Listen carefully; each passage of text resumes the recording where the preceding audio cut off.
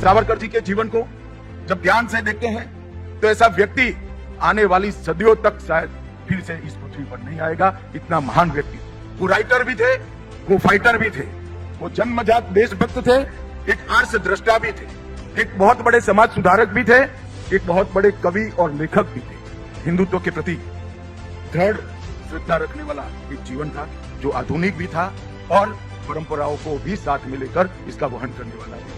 सावरकर जी ने हिंदू समाज की सारी कुरीतियों के खिलाफ उस वक्त संघर्ष करने का काम किया और उसको समाज का विरोध झेलते हुए भी आगे बढ़े।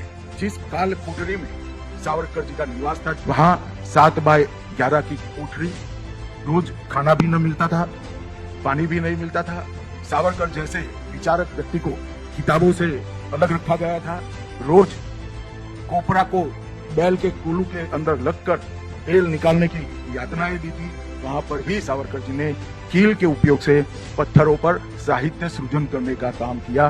2 जन्म टिप देने के बाद भी जिस व्यक्ति के अंदर भारत माता की प्रार्थना के लिए, भारत माता के यशोगान के लिए साहित्य सृजन करने की हिम्मत है, उससे बड़ा कोई देशभक्त हो ही नहीं सकता।